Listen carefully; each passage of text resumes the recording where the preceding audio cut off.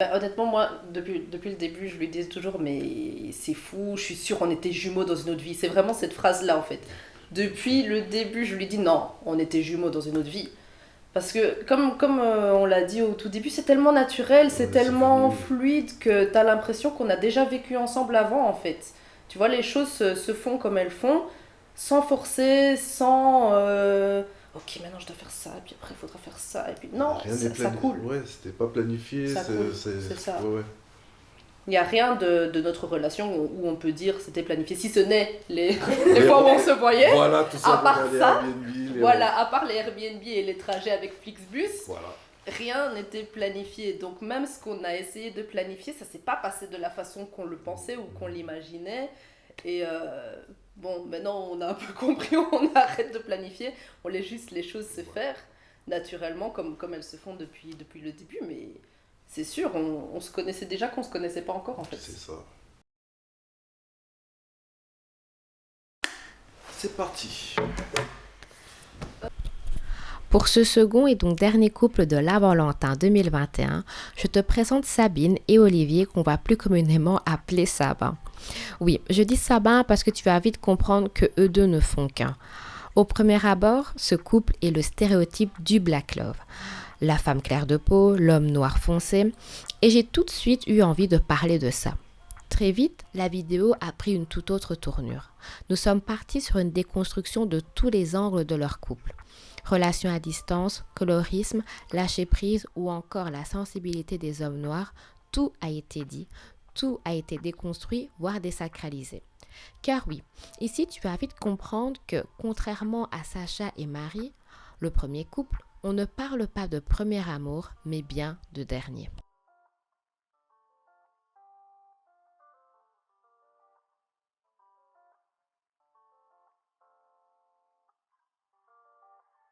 Moi, c'est Sabine et Kabibi, liégeoise d'origine. J'habite à Liège depuis plus ou moins 5 ans.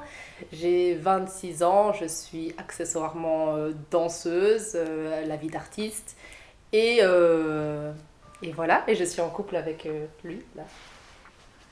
Donc moi c'est Olivier, j'ai 28 ans, je suis originaire de Paris et ça fait 2 ans que je suis à Liège.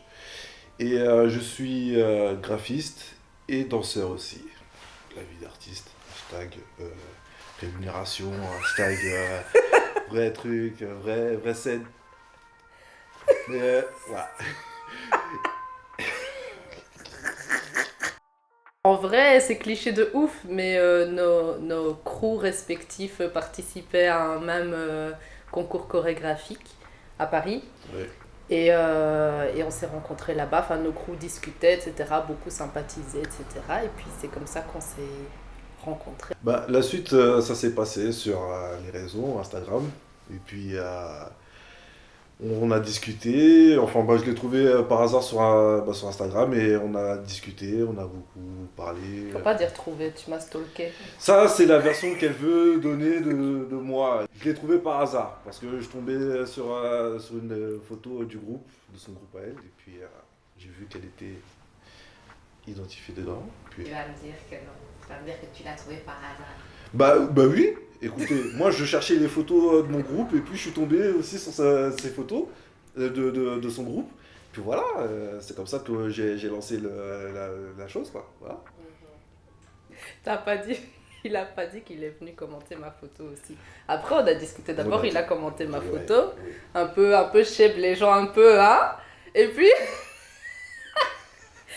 là, ça fait un peu plus de 4 ans qu'on est ensemble, ouais, voilà. dont 2 ans qu'on vit ensemble, puisqu'il est venu me rejoindre à Liège.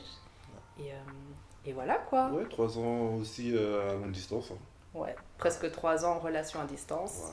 Voilà. Ce qui n'est pas simple en soi, c'est. J'avais archi peur. J'étais pas chaude. Parce que c'est quand même impressionnant. Tu te dis, tu vas être avec quelqu'un que tu vas voir tous les X, toutes les lunes. Et c'est pas facile à envisager et à imaginer, pardon. En plus, personnellement, moi bien que la personne soit près de moi. Ouais. Voilà, je suis pas quelqu'un de très tactile, je suis pas câlin, tout ça, bon, voilà. Mais j'aime bien que la personne soit près de moi, quoi. Donc me dire, bon, entamer une relation à distance, c'est s'engager dans quelque chose, c'est pas simple. Même j'ai essayé de fuir. J'ai essayé de fuir pour voir comment il m'a rattrapé. Mais parce que le gars, il voulait pas lâcher l'affaire. Et Dieu merci, bon, parce que voilà, maintenant aujourd'hui on est là. Heureusement qu'il était plus téméraire que moi sur ce point-là, parce que si ça ne tenait qu'à moi, on se serait seulement dit ciao, ou on aurait continué à discuter en vite fait, et puis que ça n'amène à rien du tout, quoi. Donc, j'avais déjà un certain bagage de confiance en moi quand notre relation a commencé, parce qu'avec d'autres relations, je sais que j'aurais pas été capable émotionnellement d'assumer la relation à distance, mais ça n'empêche que malgré tout, il a été vraiment un gros pilier au tout début de notre relation. C'est vraiment, si je peux dire, c'est lui qui portait la relation à distance en fait. Pour moi, ça a quand même été très dur, malgré le fait que j'avais confiance en moi, j'avais confiance en lui, mais c'était difficile quand même. Mais cela dit, ça a renforcé justement la confiance que je peux avoir envers quelqu'un en fait, et la confiance que je peux avoir envers la relation dans laquelle je suis installée. Donc, dans un sens, la relation à distance a été un plus dès le départ pour notre relation, quoi. J'ai vu le potentiel qu'il y avait chez Sabine. Et bon, vas-y. Non, c'est bon, non, mais non, ça me met mal à l'aise. Ouais, non. J'ai su qu'elle allait me valoriser et j'allais la valoriser vraiment et qu'elle me complétait. Donc je me suis dit, il fallait que je m'accroche à ça. Voilà, c'est pour ça que j'ai été très accroché à elle et il fallait que je lui dise les choses. C'était un ultimatum, quoi. Oui, parce que quand il dit ultimatum, c'est pas une expression, il m'a vraiment posé un ultimatum. Vraiment. Donc, mais je me souviens pas des mots exacts, mais je me souviens que ce jour-là, j'ai pleuré, j'étais là. Déjà, quand on te pose un ultimatum dans ta vie, t'es pas bien. Mais là, quand on te pose un ultimatum à ton cœur, non, c'était difficile, mais je me suis assise, je me suis même couchée, j'ai prié, j'ai dit, bon Seigneur, si c'est cette personne-là que tu m'envoies, alors faut me dire. Faut me faire comprendre, et puis comme on dit, la nuit porte conseil, et puis le lendemain mon esprit était clair, etc. Et puis j'ai dit ok, c'est bon, on est parti. L'ultimatum en gros c'était on fait notre route ensemble, ou soit on faisait nos chemins de l'autre côté, quoi. Voilà. Non, moi j'étais hyper confiant, j'étais vraiment confiant, je voulais vraiment m'engager dans cette relation-là. Quitte à prendre des risques, à prendre des week-ends, aller la voir, c'était vraiment mon objectif premier. J'avais l'objectif fixé sur elle. Du coup, ça m'a vraiment poussé à aller au-delà des frontières, il faut le dire. Voilà. Oui, parce que t'as pas précisé, mais t'étais jamais venu en Belgique avant. Oui, c'est vrai. Ça ne tentait pas tant que ça au tout début, mais ça a changé entre-temps, voilà. Voilà. Avec le temps, elle a su me faire confiance et à partir de là, la confiance a monté. Elle est devenue, elle aussi, plus forte au niveau de la relation. Et maintenant, essayez de nous diviser, vous allez voir. Vous allez sentir.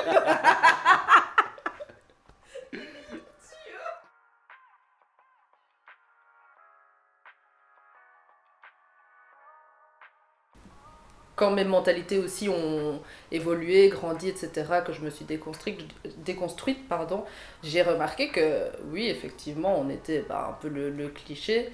Surtout, je me suis fait la réflexion parce qu'une fois, tu avais mis en story plusieurs couples Black Love et tu avais fait la réflexion que tu avais du mal à trouver des photos d'hommes noirs avec des femmes noires foncées.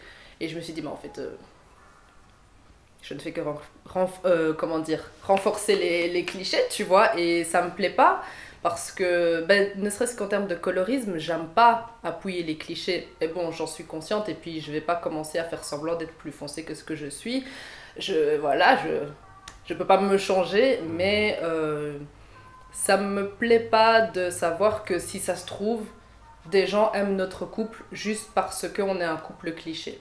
Mes parents étaient plus dans le sens où il fallait que je me mette avec une femme noire, parce que les femmes noires comprennent mieux les hommes noirs et puis ça passe mieux auprès de la famille. L'acceptation au niveau de mes parents quand j'ai présenté Sabine, ça s'est fait assez naturellement. Ma mère a très bien aimé Sabine. C'est aussi parce qu'elle a vu que je mangeais le foufou avec les Le, mains. le premier jour. Le premier jour où il m'a présenté à ses parents, sa maman venait tout juste de faire à manger, j'avais pas encore mangé. Elle me dit: ah, tu veux que je te prépare des pâtes ou j'ai dit non. Non, foufou. Voilà. Et, enfin, moi je trouve que c'était vraiment. Enfin, c'était un peu beau comme image. J'aime bien cette scène-là quand j'y repense parce que c'est symbolique. J'ai partagé le repas avec sa maman, on a mangé dans la même assiette et puis. Enfin, il y a quelque chose qui se dégage de ce genre de moment-là et je pense que culturellement, ouais, ça a quand même son importance. Ouais, Après, quand ma maman a su que je sortais avec un Congolais, c'était un peu: ah, un Congolais. Bon, presque soupiré, mais pas trop quand même, parce que bon, c'était mon choix, elle respecte mon choix, mais c'était un peu: oui, Sabine, fais attention, parce que les Congolais, et puis c'est des gens pas très sérieux, et puis surtout les hommes, et puis ils aiment bien aller voir ailleurs. Oui, maman. Que je me suis dit, ma maman est congolaise, mais elle accepte pas que je sorte avec un homme. Enfin, c'est pas qu'elle accepte pas, mais ça lui plaît pas que je sorte avec un homme congolais. Je me suis dit, enfin, c'est triste de presque dénigrer tes gens, quoi. Tu vois?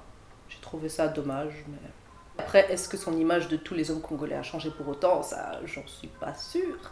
Donc voilà, c'était pas forcément facile d'emblée, mais franchement, la première fois qu'elle a rencontré Olivier, aucun problème.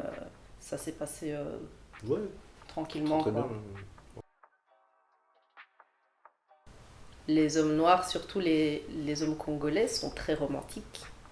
Donc pour ce qui est de parler des sentiments, il n'y a pas de problème.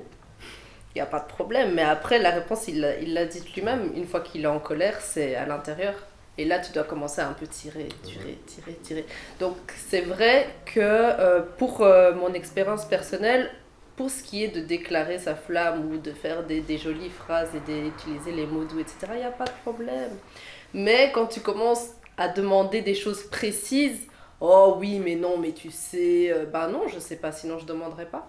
Exprimer sa sensibilité, c'est quelque chose qui, enfin, tu me dis si je me trompe, hein, mais qui est perçu peut-être chez les hommes comme une honte parce que Ouais. t'es fragile, tu vois, t'es Ouais, fragile. sans vouloir te couper, c'est une pression sociale qui perdure jusqu'à présent. Donc, montrer ses sentiments, sa sensibilité, c'est être faible, c'est ne pas être un homme.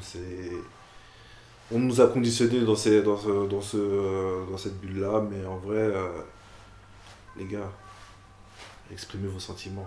N'ayez Faut pas peur. pleurer. Pleure, ça fait du bien. J'ai dit pleure, pleure, ça fait du bien. Faut vraiment pleurer, c'est vrai. Faut pas avoir peur. J'ai fait un gros travail sur moi. C'est vraiment grâce à elle que j'ai réussi à vraiment m'ouvrir un peu plus sur des choses que je ne dis pas forcément. Je vais prendre le temps de discuter avec elle. Et quand je suis en colère, je fais en sorte à ce que je sois bien posé d'abord avant de pouvoir mettre des mots, non aller directement au front et sans la brusquer. Voilà.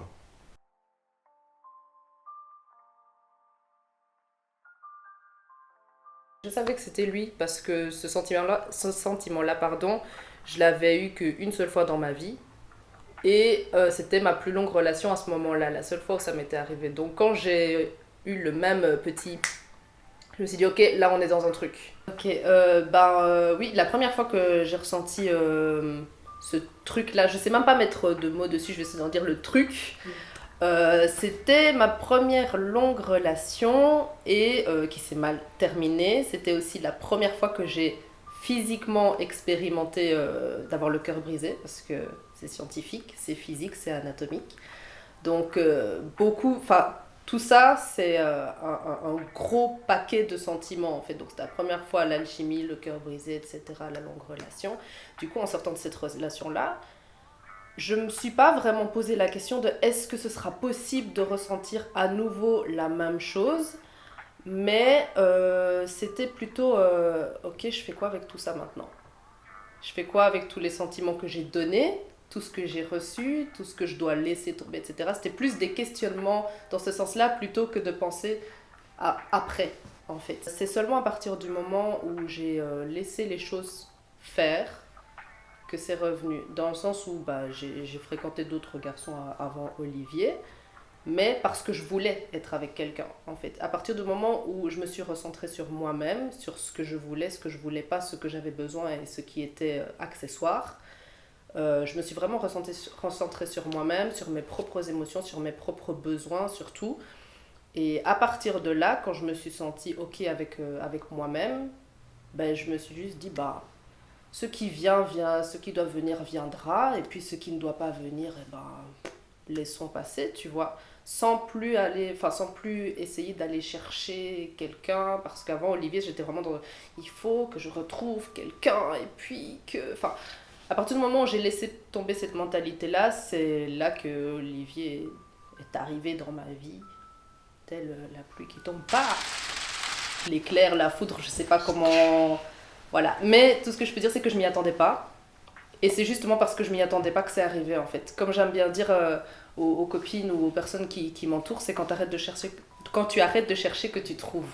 Plein de fois au début, on s'est dit, mais c'est ouf, en fait, c'est comme si on se connaît déjà. Très fusionnel dès les premières fois où on a discuté. Et même quand on s'est vu, c'était naturel, en fait. Et en fait, moi, ce que je trouve chouette, c'est que Olivier, il répond à toutes mes attentes.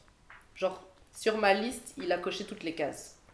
Tu vois, et je pense aussi que, certes, il faut savoir écouter son cœur, il faut laisser les sentiments s'exprimer et pas essayer de les refouler, mais je pense aussi que le cerveau a sa part de travail dans l'histoire et que tu dois savoir ce que tu veux pas, tu dois avoir une idée claire de la personne que tu as envie de laisser rentrer dans ta vie aussi, quoi. Donc, s'il n'y a pas un accord mutuel entre le cerveau et le cœur, pardon, forcément, il y a beaucoup de questions qui rentrent là-dedans.